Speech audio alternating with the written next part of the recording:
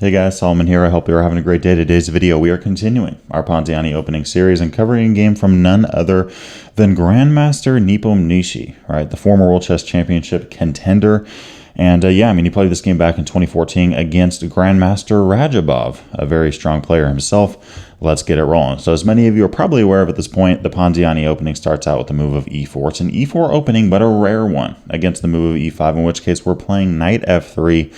And we're not going to, into some kind of mainline, mainstream system or opening, right? Like bishop b5 or bishop c4 going into the Italian game or Gioco Piano or even d4. Going into, stuff like the Scotch game or the Scotch Gambit. We're instead playing this move of c3. Y'all, I did not even know what this move was for years, right? I mean, I started playing chess nearly 20 years ago. I played e4 and knight f3 nearly my entire life, especially in tournament play, and I did not know what this move was, right? I had never heard of the Ponziani before. I've studied theory. I've done all that kind of stuff. I've never even heard of this. Okay, so that shows you just how rare it is.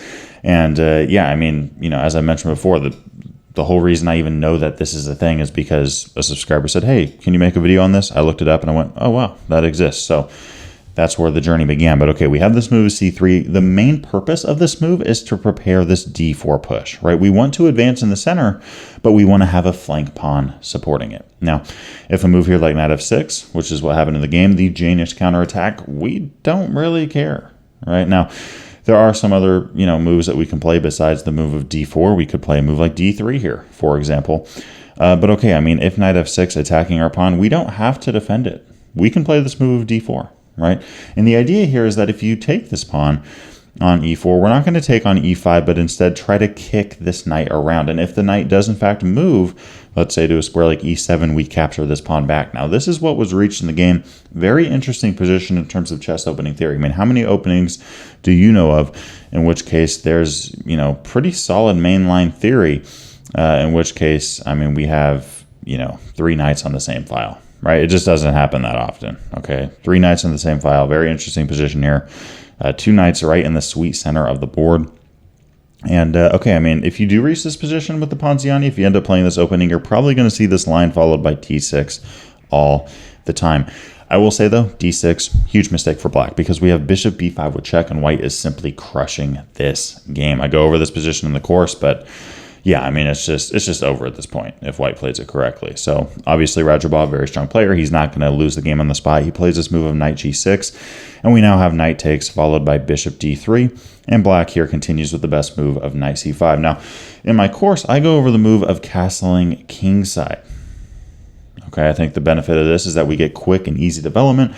Rook e1 with check is a possibility. Notice that black's king is, still has some work to do in order to castle.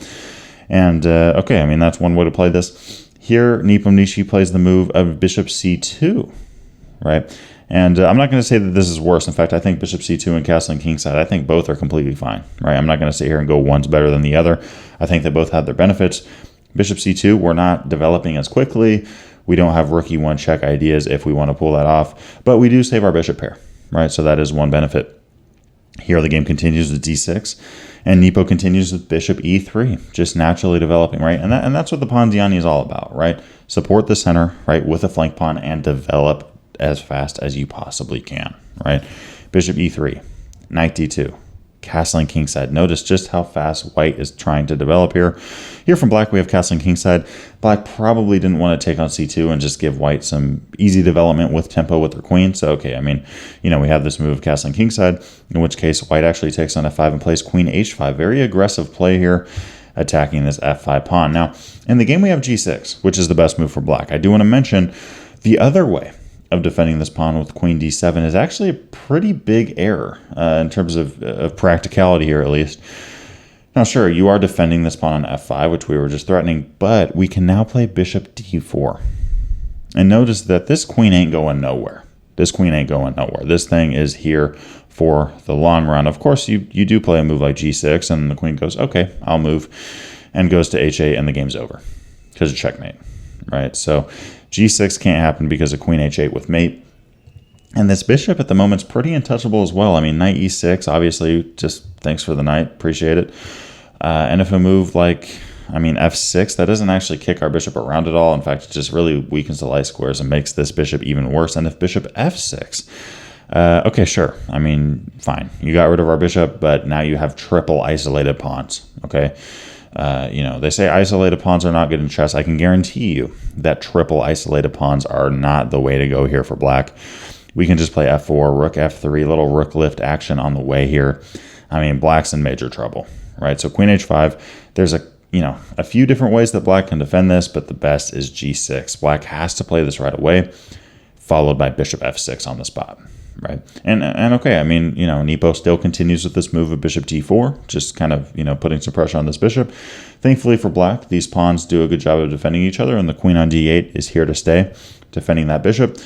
Here we have the move knight d3 from black, and we have knight f3 from Nepo, just, you know, kind of continuing to improve his pieces, bring this knight towards the king side of the board in a more central spot. And that also defends this bishop, which is pretty important. Knight e5 is played, and we now have an exchange, right? Black taking back, bishop c5, and the rook running, rook a d1. I mean, this is just a solid move, right?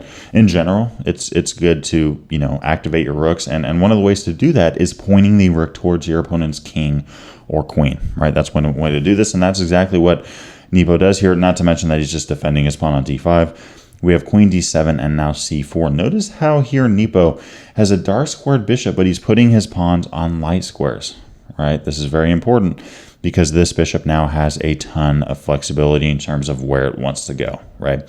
I was talking with a private student recently, and he was thinking that, you know, it's better to put pawns on the color of your bishop because then your bishop can defend them. But it's actually the opposite that is true, right? If you think about the French bishop, right? The French defense bishop, it's because that bishop is a light squared bishop and it has light squared pawns. That bishop is just a tall pawn, right? It can't move, it can't do anything except kind of just go back and forth one square. So in this case, because our bishop can't see these pawns, the bishop's free to kind of fly around and do whatever it wants, right? We have this move of b6. Okay, the bishop flies back. Notice the bishop can't even see that these pawns are here. And later in the game, we're going to have the move of b3, allowing this bishop even more flexibility.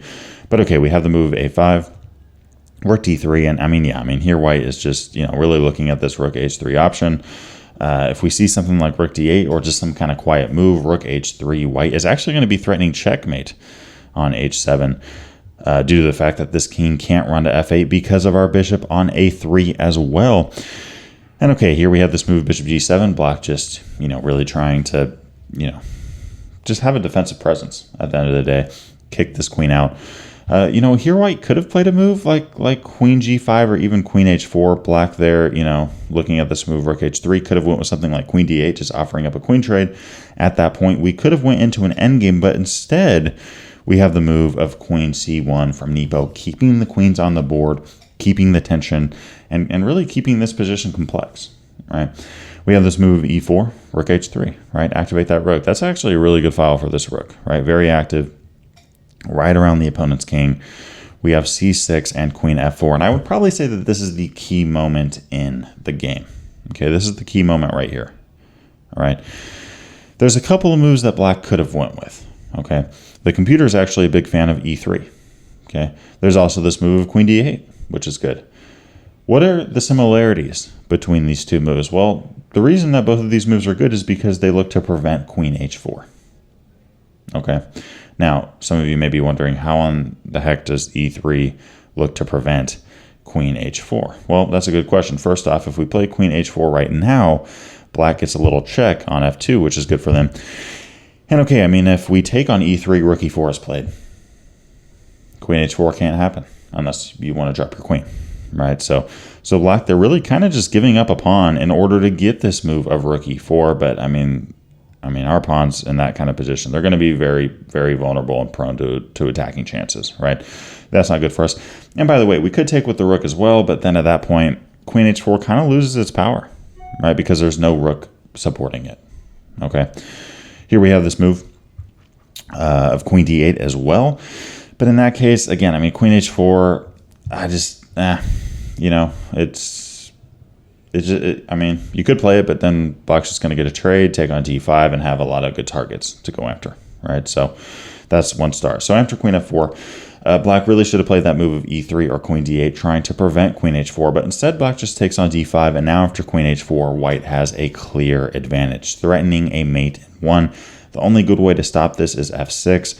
You could technically stop checkmate with a move like, you know, queen on that dark square diagonal, rook up, but in any of those cases, our bishop's just going to fly in and take either a rook or a queen, and we're still going to have our threat. So you got to play this move f6. Here we have queen h7 and the beautiful move rook h6, attacking this pawn. Notice no pawns defend this. No pawns can defend this pawn on g6 in its current spot. And yeah, I mean, black's pieces can't get over to help either. This bishop is pinned, so queen, you know, queen takes g6 is on the way. Here black should have played the move of rook h8, right? We take on g6. Here the best move for white is to just take. I mean, yeah, I mean, we could play a move like rook h5, but then black just takes. So, okay, I mean, let's just take that rook off, play a move like c takes, maybe b3, and try to reroute this bishop, right, to b2, or even to c1. Both of these diagonals look very strong to me.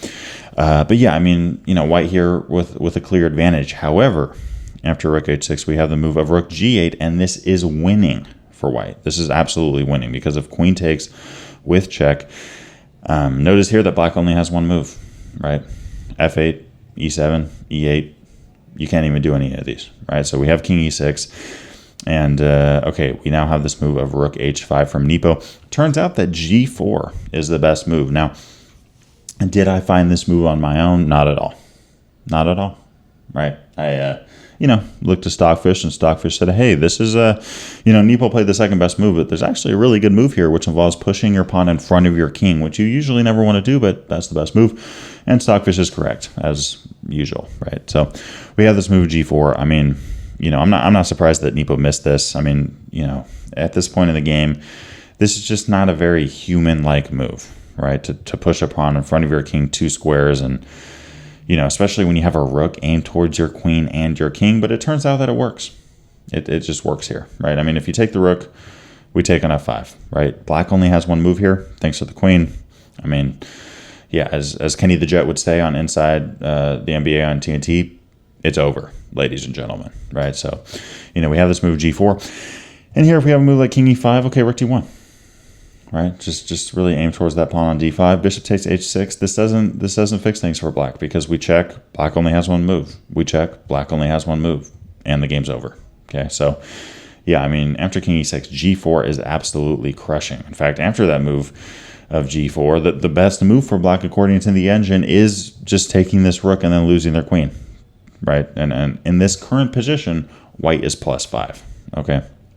But okay, after king e6, we have rook h5, still very strong move from white, clear winning advantage. We have rook a8, we have queen takes f5 with check. Very interesting. You could actually argue that rook takes f5 is the best move here, maintaining an advantage in material, but also just going, you know, really for attacking chances. Right now, notice here after queen takes f5, we're up material, and Nepo continues by actually trading down into an endgame in which he's 2 pawns ahead. Hard to blame him for that, and usually when we're up in material, we want to trade down, right? We want to trade down because it makes the game more simple, and it's a lot easier to win with 2 pawns against nothing than 8 pawns against 6 pawns, right? All that to say, in this position, black is in so much trouble after rook takes. I mean, notice after rook takes, the king on e6 can't even move. You know, white there with a very crushing position. But okay, I mean, after queen takes, this is really the safe route to go, in my opinion. And yeah, I mean, you know, obviously Nepo, a very strong player, finishes the game out pretty simply. Rook d1, just defending that d5 pawn. We have f5, and now we have g3. Now, I know earlier I said don't put pawns on the same color of your bishop, but I think in this case, you know, white here is just trying to kind of, you know, stop black from pushing this pawn to f4. And notice as well, this bishop isn't stuck behind these pawns, right? This bishop isn't on g1, which, by the way, isn't even possible with a pawn on f2 and h2. But okay, I mean, this bishop isn't limited by these pawns, right? And you could also argue that b3 actually might be a better move, right? b3, you know, with the idea of bishop c1 and bishop f4. But okay, g3 obviously here, obviously very solid here. I mean, black's just down 2 pawns. We now have the move of b3, bishop c1, and bishop e3. Beautiful maneuvering here from Nepo. King e7 is played. d6 with check is seen on the board, and now we have rook d5 attacking both of these pawns. Another benefit of playing g3 there, king g2, right? And of course, I mean, you know, rook c1 isn't possible because of bishop takes, but at the end of the day, it doesn't hurt to have a pawn on g3 because you never have to worry about a back rank mate again, right? That's what you call prophylactic chess, preventing a threat before it even happens. We have a4 from black. Here white takes that pawn. Okay, I mean, black here attacks the pawn on a2. White goes, okay, take that pawn. I'm just going to win that pawn on b4. We're up three pawns now, guys. I mean, you know, 5 against 2. By the way, if you're down 3 pawns in the endgame and you're playing Nepo, you're probably not gonna win that. But okay, I mean, here black fizzles things out a little bit, tries to come back and makes it a 2-pawn game. But okay, I mean, white here just continues rook b6 with check, rook b5 with check, a5, just slowly improving the position. Rook b6 with check, a6. Notice here, Nepo's not in a huge rush. He's not trying to win this game in 5 moves. He's up material. Black only has a couple pawns that aren't even passed, a rook and a bishop. White has all the time in the world to slowly improve the position until a win is reached, right? We have this move bishop d4. And okay, we'll trade down, right? We're up in material. Let's trade down. We have rook d6 with check, rook b6, right? Again, white here isn't going for some crazy heroics. We have h4 now, right? e3 is played. Okay, we take the pawn. h5, okay. h6, right? Very simple moves here. King takes g3. Would h7 be a good move? No, that would lose the game on the spot. Okay, rook a1 with check. And yeah, we just lost a rook. By the way, this gave me a little bit of a flashback. Back when I was a kid, I lost a checkmate similar to this. You know, I don't remember the exact position, but I was winning. And my opponent ended up, you know, getting the kings kind of facing off like this. And I just missed that my king would be mated. So anyways, there's some information that has absolutely nothing to do with this game, nor the PONZIANI, but just some fun facts about me. But okay, h6 is played. Black takes on g3. Again, don't pull a Solomon and play h7 and just forget that you're going to get back rank mated. Just play the move of rook g6 with check. This king cannot, you know, hold on to both, right? So we have the move king f3, h7. If you do want to check now, it's, I mean, yeah, we just go to h2, right? And that's it. So here we call it a ball game. You know, again, rook a1, we just bring our king to h2. You can check again if you want to, king h3. You could even go here, right? Black can continue to go for a checkmate threat, right? Do we want to go here? No, right? We got a sideline rank, or file mate in this case. But okay, I mean, you know, here we can just play a move like rook g2 so that if rook h1, we can block, right? And we're chilling there. Okay, and by the way, taking here, we can't promote to a queen because this would not be a checkmate. This would just be a check, and it would force us to win this rook. Yeah, and that's a ball game. Thanks for watching today's video. If you haven't already, make sure to drop a like, subscribe to this channel, as well as hit that notification bell if you enjoyed it so that you don't miss out on anything that we got dropping soon. On top of that, I want to give a big shout out to my Patreon supporters for the month of August in 2023. A big shout out to y'all, by the way, if you're interested in joining the Patreon community. We have some added benefits, including exclusive PGNs for every single new Chess Giant video that comes out. And on top of that, we have a once-a-month session, in which case I go over patrons' personal games. These are just a couple of the benefits that we have recently added, and we're looking to add more. I'll see y'all in the next one.